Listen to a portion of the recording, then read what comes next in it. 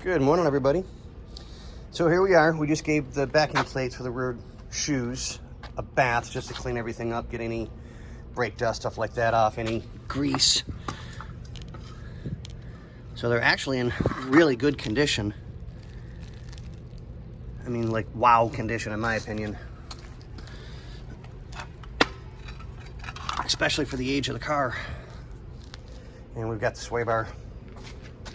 So we'll get everything cleaned up today. Get all the rust off the backing plates.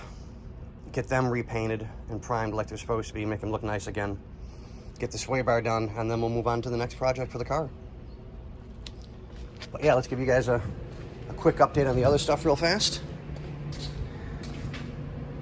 Yeah, that came out real nice. Parts look great. I had to touch up the plate a little bit because apparently there was a spot I missed. I don't know how I did it, but I did. I guess because it was just too bright yesterday. Okay, guys. Well, you got your update. You know what we're doing today. And we'll see you on the next one.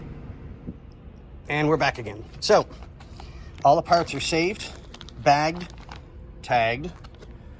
Wheel cylinder with screws and everything will go back in its bag. That's nasty. So we'll put some degreaser on that, let that soak for a little while to get that cleaned up. All of our brake parts are in here and tagged and bagged. So this way, if I'm not the one that puts it back together, people know exactly where everything is, blah, blah, blah, blah, blah. We can match up new to old because I can imagine we're replacing absolutely everything. But this way we have everything for a match for any possible new stuff that we're putting in. But yeah, I'll clean up some of the stuff that I don't think we can get anymore, like the e-brake assembly bar, the other e-brake assembly bar. So yeah, but now on to the next one. We'll see you guys with another empty backing plate.